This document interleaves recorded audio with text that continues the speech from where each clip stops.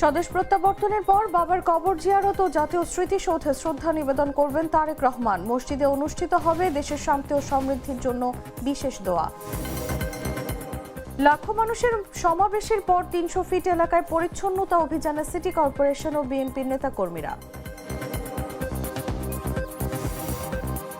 উখিয়া রোহিঙ্গা ক্যাম্পে ২ দফায় অগ্নিকাণ্ড, পুরল স্বাস্থ্যকেন্দ্র ও ৫ ঝুপড়ি, নেই হতাহতের ঘটনা। যুদ্ধবিরতির পরও উত্তেজনা, ইসরায়েলি হামলায় লেবাননে নিহত অন্তত ৩ জন।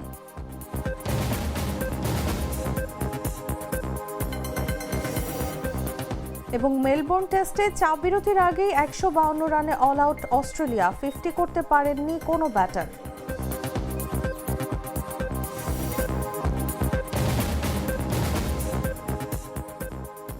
শুনছিলেন সংবাদ শিরোনাম। দর্শক, আমন্ত্রণ দুপুর ১টা নিউজে, সাথে আছি আমি তাসলিমা তিথি। লাল সরিষার দানা থেকে তৈরি হয় প্রাণ সরিষার তেল, আসল ঝাঁঝে আসল স্বাদে। চলে যাচ্ছি পুরো খবরে। শান্তি, নিরাপত্তা আর গণতন্ত্রের ডাক দিয়ে দীর্ঘ ১৭ বছর পর দেশে ফিরেই নিজের রাজনৈতিক পরিকল্পনার রূপরেখা তুলে ধরেছেন বিএনপির ভারপ্রাপ্ত চেয়ারম্যান তারেক রহমান।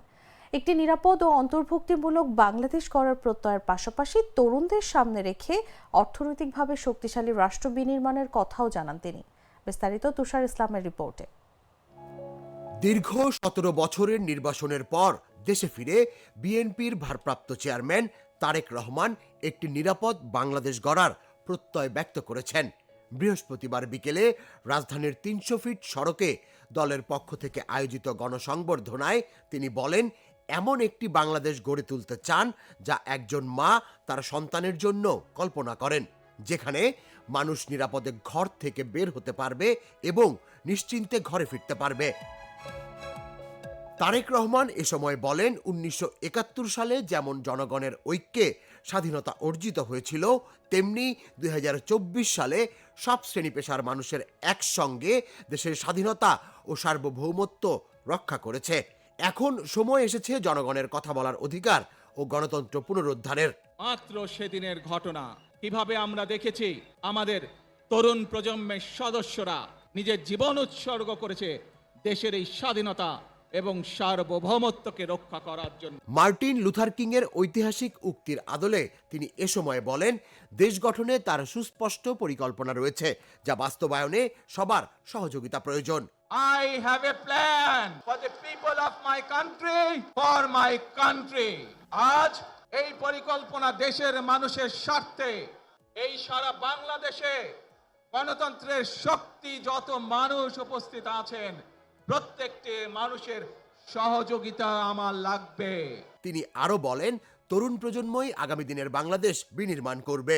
তরুণ প্রজন্মের সদস্যরা কিভাবে নিজের জীবন উৎসর্গ করেছে দেশের এই স্বাধীনতা এবং সার্বভৌমত্বকে রক্ষা করার জন্য।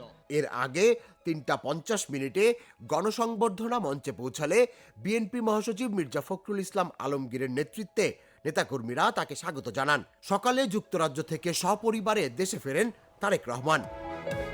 তুষার ইসলাম, জাগো নিউজ, ঢাকা। বিএনপির ভারপ্রাপ্ত চেয়ারম্যান তারেক রহমান শুক্রবার শহীদ রাষ্ট্রপতি জিয়াউর রহমানের সমাধি ও সাভারের জাতীয় স্মৃতিসৌধে শ্রদ্ধা নিবেদন করবেন। বৃহস্পতিবার রাতে বিএনপির মিডিয়া সেলের সদস্য সায়রুল কবির খান এ তথ্য জানান। জানা গেছে, শুক্রবার বাদ জুমা বেলা ২টার দিকে শহীদ রাষ্ট্রপতি জিয়াউর রহমানের কবর জিয়ারত করবেন। পরে তিনি সাভারে জাতীয় স্মৃতিসৌধে মুক্তিযুদ্ধের শহীদদের প্রতি শ্রদ্ধা নিবেদন করবেন। এছাড়া রাজধানীর এভারকেয়ার হাসপাতালে চিকিৎসাধীন খালেদা জিয়ার সুস্থতার জন্য এবং তারেক রহমানের সপরিবারে স্বদেশ প্রত্যাবর্তন উপলক্ষে বিএনপির উদ্যোগে ঢাকা সহ দেশের মসজিদে মসজিদে জুমার নামাজ শেষে আজ দোয়া অনুষ্ঠিত হবে। ঢাকা সহ সারা দেশে বিএনপি এবং এর অঙ্গ সহযোগী সংগঠনের সব পর্যায়ের নেতাকর্মী এবং সাধারণ জনগণকে এই দোয়ায় অংশ নিতে অনুরোধ জানিয়েছে বিএনপি।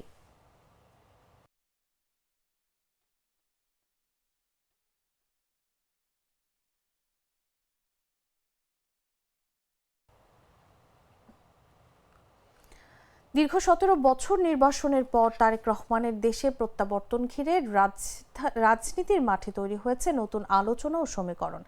জামায়াত থেকে শুরু করে এনসিপি, একাধিক রাজনৈতিক দল এই ফেরাকে ইতিবাচক হিসেবে দেখছে, যদিও সামনে রয়েছে ঐক্য ও সহাবস্থানের বড় পরীক্ষা। বিস্তারিত তুষার ইসলামের রিপোর্টে। বিএনপির স্থায়ী কমিটির সদস্য মির্জা আব্বাস। দীর্ঘ ১৭ বছর নির্বাসনের পর বিএনপির ভারপ্রাপ্ত চেয়ারম্যান তারেক রহমানের দেশে প্রত্যাবর্তনকে ঘিরে দেশের রাজনৈতিক অঙ্গনে নতুন আলোচনা ও সমীকরণ তৈরি হয়েছে। বিএনপি নেতাকর্মীদের উচ্ছ্বাসের পাশাপাশি এই প্রত্যাবর্তনকে ইতিবাচক হিসেবে দেখছে একাধিক রাজনৈতিক দল। একটিবারের জন্য বাংলাদেশ জামায়াতে ইসলামের আমির ডক্টর শফিকুর রহমান বলেন, দীর্ঘদিন পর একজন রাজনৈতিক সহকর্মীর সরাসরি রাজনীতির মাঠে ফেরাকে তিনি ইতিবাচক হিসেবেই দেখছেন। তবে বর্তমান রাজনৈতিক প্রেক্ষাপটে ঐক্য গঠনে তারেক রহমান কী ভূমিকা রাখেন এবং সেই পরিকল্পনা বাস্তবায়ন কিভাবে হয় সে বিষয়ে জামাত সতর্ক দৃষ্টি রাখবে। একই সুরে জামাতের সেক্রেটারি জেনারেল মিয়া গোলাম পরোয়ারও তারেক রহমানের প্রত্যাবর্তনকে ইতিবাচক বলে মন্তব্য করেন। তারেক রহমানের দেশে ফেরাকে রাজনীতির জন্য আশাব্যঞ্জক হিসেবে দেখছে জাতীয় নাগরিক পার্টি এনসিপি। দলের সদস্য সচিব আক্তার হোসেন বলেন, নির্বাচনের তারিখ ঘোষণার পরও নির্বাচন নিয়ে যে শঙ্কা ছিল, তারেক রহমানের প্রত্যাবর্তনে সেই অনিশ্চয়তা অনেকটাই কেটে গেছে। নিরাপত্তা বলয় সৃষ্টি করা হয়েছে এবং এনসিপির আহ্বায়ক নাহিদ ইসলামও একে গণতান্ত্রিক লড়াইয়ের ইতিবাচক প্রতিফলন হিসেবে উল্লেখ করেন। কাজ করছে, হয়তো আমরা ৬,৩১৪ দিন পর দেশের মাটি স্পর্শ করা তারেক রহমানের এই প্রত্যাবর্তনে রাজনৈতিক শূন্যতা পূরণ হবে বলে মনে করছেন অন্তর্বর্তী সরকারের প্রধান উপদেষ্টার প্রেস সচিব শফিকুল আলম। এখন প্রশ্ন হলো, রাজনৈতিক সহ অবস্থান ও ঐক্যের পরীক্ষায় কতটা সফল হবেন তারেক রহমান? এই প্রশ্নের উত্তর পেতে হলে আমাদের অপেক্ষা করতে হবে আরো কিছুদিন। তুষার ইসলাম, জাগো নিউজ। এমন একটি ঢাকায় তারেক রহমানের স্বদেশ প্রত্যাবর্তনকে ঘিরে ৩০০ ফিট এলাকায় নামে লাখো মানুষের ঢল। ঐতিহাসিক এই জনসমাগমের পর এই এলাকার সড়ক ও ফুটপাতে জমে যায় বিপুল পরিমাণ ময়লা, আবর্জনা এবং বর্জ্য। পরিস্থিতি স্বাভাবিক করতে রাতভর পরিচ্ছন্নতা অভিযানে নামে সিটি কর্পোরেশন। শুক্রবার সকালে পরিচ্ছন্নতা অভিযানে যোগ দেয় বিএনপির নেতাকর্মীরা। আব্দুল আল কাউসারের রিপোর্টে। দেশে ফেরাকে ঘিরে ঢাকার ৩০০ ফিট এলাকা পরিণত হয়েছিল মানুষের ঢলে ভরা এক বিশাল জনসমুদ্রে। লাখো মানুষের উপস্থিতি শুধু রাজনৈতিক সমর্থনের প্রদর্শন নয়, অনেকের কাছে ছিল দীর্ঘ অপেক্ষার অবসান, বিশ্বাস আর প্রত্যাশার এক নীরব উচ্চারণ। স্লোগান, পতাকা আর উচ্ছ্বাসে মুখর সেই প্রান্তর একসময় হয়ে ওঠে আবেগের মঞ্চ। দেশবাসীর কাছে কৃতজ্ঞতা প্রকাশ করেছেন। কিন্তু আবেগের ঢেউ সরে যেতেই সামনে আসে বাস্তবতার ছবি। দীর্ঘ সময় ধরে মানুষের অবস্থানে সড়ক ও ফুটপাতে জমে যায় বিপুল পরিমাণ ময়লা, আবর্জনা। খাবারের প্যাকেট, পানির বোতল, প্লাস্টিকের কাপ, সব মিলিয়ে ৩০০ ফিট এলাকায় পড়ে থাকে জনসমাগমের নীরব চিহ্ন। তবে সমাবেশ শেষ হওয়ার পরপরই দৃশ্যপটে আসে আরেক দল মানুষ, যাদের হাতে ফিরে আসে শহরের স্বাভাবিকতা। রাত ৩টা থেকেই ঢাকা উত্তর সিটি কর্পোরেশনের পরিচ্ছন্নতা কর্মীরা ঝাড়ু হাতে নেমে পড়েন কাজে। ৩টা থেকে আমরা কাম আরম্ভ করছি, ময়লা বেশি, আবেদন বেশি, এই আমরা 10টা পর্যন্ত কাজ করে যাওয়া লাগে। গতকালকার সমাবেশ হয়েছিল, এটা ময়লা হয়েছিল, আমরা পরিষ্কার করতেছি। এখানে সমাবেশ হয়েছে, এখানে ময়লা হয়েছে, আমরা 4টার থেকে কাজ করতেছি। এখানে প্রচুর ময়লা, এগুলো ঝাড়ু মারু দিয়ে কাঁচাই মাছা পিক আপ দিয়ে এখানে দলা করে বাস লিয়ে যেতেছি। ওয়ার্ড বর্জ্য সুপারভাইজার মোহাম্মদ সোহেল জানান, অল্প সময়ের মধ্যেই পুরো এলাকা পরিষ্কার করে যান চলাচল স্বাভাবিক করা হবে। আমরা চালু করেছি রাত 3:30 বাজে, আর আমাদের 120 জনের মতো কর্মী আছে এখানে, আর আমাদের গাড়ি আছে প্রায় 25টার মতো ভ্যান গাড়ি আছে, আর 2টা পিক আপ আছে। একই সঙ্গে দলীয় নির্দেশনায় পরিচ্ছন্নতা কার্যক্রমে অংশ নেন বিএনপির নেতাকর্মীরাও। ঢাকা মহানগর উত্তর বিএনপির আহ্বায়ক আমিনুল হক বলেন, প্রায় 350 লেবার এবং একাধিক পিকআপ নিয়ে দ্রুত বর্জ্য অপসারণে কাজ চলছে। যাদের উপস্থিতিতে আমাদের এয়ারপোর্ট রোড এবং 300 ফিট রাস্তায় কিছু ময়লা আবর্জনা স্তূপ তৈরি হয়েছে, সেই সব ময়লা আবর্জনাকে পরিষ্কার পরিচ্ছন্ন করার জন্য গতকাল রাতেই আমরা দলীয়ভাবে সিদ্ধান্ত নিয়েছি ঢাকা মহানগর উত্তর বিএনপি যে আজকে সকাল থেকেই আমরা আমাদের দলীয় নেতাকর্মী এবং প্রায় 350 লেবার নিয়োগ দেওয়া হয়েছে আজকের জন্য, এবং 16টি পিকআপ রেডি করা হয়েছে যে পরিষ্কার করার জন্য, পরিচ্ছন্নতা কর্মসূচি সঠিকভাবে পালন করার জন্য। পাশাপাশি আমরা সিটি কর্পোরেশনকে অনুরোধ করেছিলাম। লাখো মানুষের উপস্থিতিতে ঐতিহাসিক হয়ে ওঠা 300 ফিট এলাকা এখন সাক্ষী আরেক দায়িত্বশীল উদ্যোগের। পরিবেশ ও নগরায়ন স্বাভাবিক রাখার প্রচেষ্টার। খুব শীঘ্রই এই ব্যস্ত সড়ক আবার ফিরবে তার চেনা ছন্দে। নিউজ ডেস্ক, জাগো নিউজ। একটা ড্রিঙ্কও আমারে দিবা?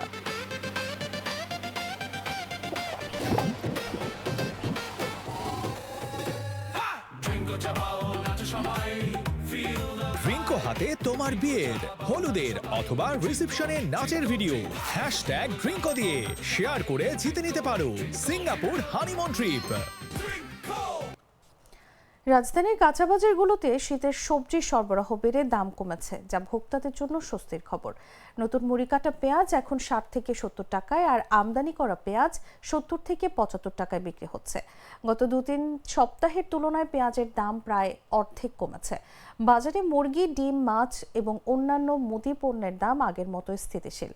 শুক্রবার সকালে ঢাকার বিভিন্ন বাজার ঘুরে দেখা গেছে শীতকালে ক্রেতা উপস্থিতি কিছুটা কম। বিক্রেতারা বলছেন বেলা বাড়ার সঙ্গে সঙ্গে ক্রেতা সমাগম বাড়বে। শীতকালীন সবজির সরবরাহ বেড়ে দাম কমায় ক্রেতারা সহজে সবজি কিনতে পারছেন। রামপুরা বাজারের ইয়াকুব আলী জানিয়েছেন এখন 30 থেকে 40 টাকায় সবজি কেনা যায়, যা গত বছর সম্ভব ছিল না। বাজারে বাঁধাকপি 20 থেকে 30, ফুলকপি 25 থেকে 35, শিম 30 থেকে 60, আলু 20 থেকে 25, মূলা 30 থেকে 40 এবং বেগুন 40 থেকে 60 টাকায় বিক্রি হচ্ছে। শাকের দামও কমে 10 থেকে 15 টাকায় পাওয়া যাচ্ছে। পাকা টমেটোর দাম এখনও 60 থেকে 80 টাকার মধ্যে। ডিমের দাম কমে 115 থেকে 125 টাকা, ব্রয়লার মুরগি 155 থেকে 165 টাকা, সোনালী মুরগি 240 থেকে 260 টাকায় বিক্রি হচ্ছে। মাছের দামও স্থিতিশীল। তেলাপিয়া, পাঙ্গাস ও কই 200 টাকার মধ্যে, রুই, কাতলা 300 থেকে 350 টাকা। মুদিবাজারের অন্যান্য পণ্যের দাম তেমন পরিবর্তন হয়নি। ফুলকপি, পাতাকপি এগুলোর দাম এখন বর্তমানে সিজন তো ফুল সিজন চলছে, এখন এটার দাম কম। মনে করেন ফুলকপি 20 টাকা পিস, পাতাকপি 20 টাকা পিস, তারপরে জালি আছে 30-35 টাকা পিস। তারপরে মূলা, এগুলো একেবারে শীতকালীন যে সবজিগুলো আছে না, এগুলো সবজিগুলো একেবারে দাম কম। আমার লোকাল মার্কেটের চাইতে এখানে দাম ডেফিনেটলি কম, সিগনিফিকেন্টলি কম, তো সেটা একটা ভালো বিষয়। আর অন্যান্য যে খুচরো যে সমস্ত জিনিসগুলো দেখলাম, আলু দেখলাম, পেঁয়াজ কিনলাম, এগুলো অবভিয়াসলি ভালো দামে আছে, আগের চাইতে ভালো আছে। হয়তো আরেকটু হলে হয়তো বা আরেকটু কমবে। তারপর আপনার ফুলকপির দামগুলোও বাড়তি, প্রত্যেকটা জিনিসের আসলে দাম বাড়তি, মানে শীতের তুলনায়, প্রাপ্তির তুলনায় আসলে দাম কমার কথা, সেই তুলনায় আসলে কমে নেই। কক্সবাজারের উখিয়া রোহিঙ্গা ক্যাম্পে পৃথক 2টি অগ্নিকাণ্ডের ঘটনা ঘটেছে।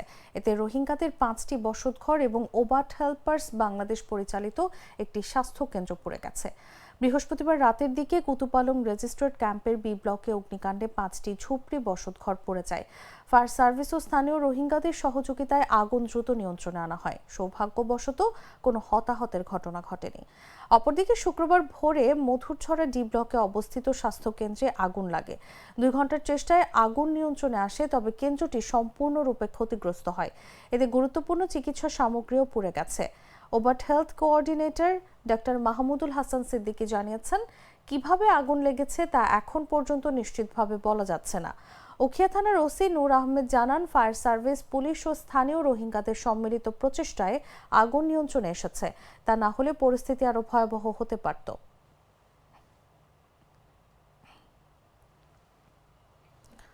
উত্তরের জেলা পঞ্চগড়ে দিন ও রাতের তাপমাত্রা কিছুটা বাড়লেও ঘন কুয়াশায় বাতাসে বেড়েছে শীতের দাপট। তীব্র শীতে বেড়েছে জনদুর্ভোগ। শুক্রবার ভোর থেকে ঘন কুয়াশার চাদরে ঢাকা পড়েছে গোটা এলাকা।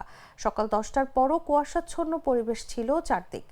ঘন কুয়াশার কারণে 4 দিন ধরে ঠিকঠাক সূর্যের দেখা নেই। বৃহস্পতিবার দুপুরে সূর্যের মুখ দেখা গেলেও তাপ ছড়ানোর আগে আবারও ঢেকে যায় ঘন কুয়াশায়। রাত গভীর হওয়ার সঙ্গে সঙ্গে বেড়ে যায় কুয়াশার দাপট। রাতভর টিপটিপ করে শিশিরের মতো কুয়াশা ঝরে। সকাল 9টায় রাতের সর্বনিম্ন তাপমাত্রা 11 ডিগ্রি সেলসিয়াস রেকর্ড করেছে তেঁতুলিয়া আবহাওয়া অফিস। কদিন ধরে দিনে ঘন কুয়াশার কারণে ঠিকঠাক সূর্যের মুখ দেখা যায় না।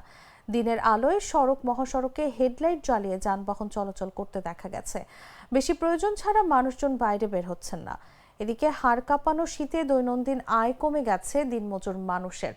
তেঁতুলিয়া আবহাওয়া অফিসের ভারপ্রাপ্ত কর্মকর্তা জিতেন্দ্রনাথ রায় বলেন, আগামী সপ্তাহের শুরু থেকে অথবা মাঝামাঝি সময়ে দ্বিতীয় দফায় মৃদু থেকে মাঝারি শৈত্যপ্রবাহ দেখা দিতে পারে।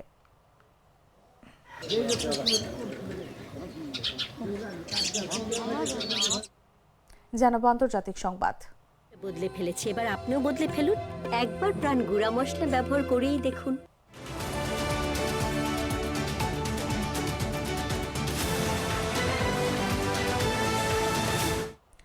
সিরিয়া সীমান্তের কাছে ও লেবাননের দক্ষিণাঞ্চলে ইসরায়েলি হামলায় অন্তত ৩ জন নিহত হয়েছেন। বৃহস্পতিবার উত্তর পূর্ব লেবাননের হারমেল জেলার হাউস আল সাইদ আলী এলাকায় একটি গাড়িতে হামলায় 2 জন নিহত হন। একই দিনে দক্ষিণ লেবাননের মাজদাল সেলম এলাকায় আরও 1 জন নিহত হয়েছেন। ইসরায়েলি সেনাবাহিনী জানিয়েছে তারা ইরানের বিপ্লবী গার্ড বাহিনীর কুদস ফোর্সের গুরুত্বপূর্ণ সদস্য হোসেন মাহমুদ মারশাদ আল জাওহারিকে হত্যা করেছে। ইসরায়েলের দাবি তিনি লেবানন ও সিরিয়া থেকে তাদের বিরুদ্ধে হামলায় জড়িত ছিলেন। এছাড়া মাজদাল সেলমের অভিযানে হিজবুল্লাহর একজন সদস্যও নিহত হয়েছেন। 2024 সালের নভেম্বরে যুদ্ধবিরতি চুক্তি সত্ত্বেও ইসরায়েলি হামলা চলছেই। লেবাননে ইসরায়েল 5টি এলাকায় সেনা মোতায়েন রেখেছে। লেবানন সরকার দক্ষিণাঞ্চল থেকে হিজবুল্লাহকে নিরস্ত্র করার প্রতিশ্রুতি দিয়েছে, তবে হিজবুল্লাহ অস্ত্র জমা দেওয়ার আহ্বান প্রত্যাখ্যান করেছে। লেবাননের স্বাস্থ্য মন্ত্রণালয়ের তথ্য অনুযায়ী যুদ্ধবিরতির পর থেকে ইসরায়েলি হামলায় 340 জনের বেশি নিহত হয়েছেন। পরিস্থিতি এখনও উত্তেজনাপূর্ণ।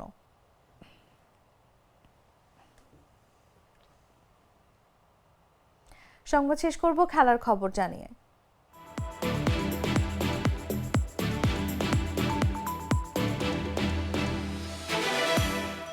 জশ টাঙ্গুয়ের তোপে মেলবোর্ন টেস্টের প্রথম ইনিংসে অল্প রানেই গুটিয়ে গেল অস্ট্রেলিয়া। অ্যাশেজ সিরিজের চতুর্থ টেস্টে প্রথম দিনের চাবিরতির আগে 45.2 ওভারে 152 রানে অল আউট হয়েছে অজিরা। টসে ব্যাট করতে নেমে অস্ট্রেলিয়ার কোনো ব্যাটার 50ও করতে পারেননি। 91 রানে 6 উইকেট হারানোর পর মাইকেল নেসারের 35 রানের ইনিংস কোনো মতে 150 পার করে অজিরা। তিনিই শেষ পর্যন্ত ইনিংসের সর্বোচ্চ রান সংগ্রাহক। এছাড়া উসমান খাজা 29 আর অ্যালেক্স ক্যারির ব্যাট থেকে আসে 20 রান। অধিনায়ক স্টিভেন স্মিথ করেন 9 রান। তাকে পরিষ্কার বোল্ড করেন জশ টাং। সব মিলিয়ে 45 রানে 5 উইকেট শিকার ডানহাতি পেসার টাঙ্গুয়ের। 2 উইকেট নেন এস এটকিনসন।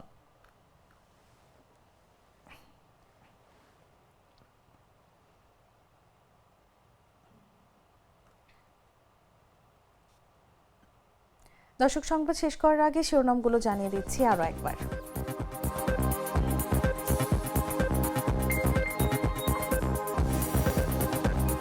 স্বদেশ প্রত্যাবর্তনের পর বাবার কবর জিয়ারত ও জাতীয় স্মৃতিসৌধে শ্রদ্ধা নিবেদন করবেন তারেক রহমান। মসজিদে অনুষ্ঠিত হবে দেশের শান্তি ও সমৃদ্ধির জন্য বিশেষ দোয়া। লাখো মানুষের সমাবেশের পর 300 ফিট এলাকায় পরিচ্ছন্নতা অভিযানে সিটি কর্পোরেশন এবং বিএনপি নেতাকর্মীরা। উখিয়া রোহিঙ্গা ক্যাম্পে 2 দফায় অগ্নিকাণ্ড, পূর্ণ স্বাস্থ্য কেন্দ্র ও 5 ঝুপড়ি নেই হতাহতের ঘটনা। যুদ্ধবিরতির পরও উত্তেজনা, ইসরায়েলি হামলায় লেবাননের নিহত অন্তত 3 জন।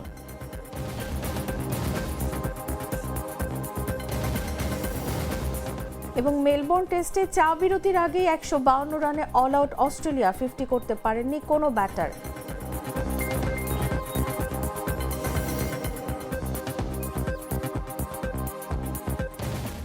দর্শক, এই ছিল এখনকার মতো। এরপর দেখবেন দুপুর 3টা নিউজ। প্রতি মুহূর্তের সর্বশেষ খবর জানতে ভিজিট করুন jagunews24.com। ফলো করুন আমাদের ভেরিফাইড ফেসবুক পেজ এবং সাবস্ক্রাইব করুন জাগো নিউজের ইউটিউব চ্যানেল। ধন্যবাদ।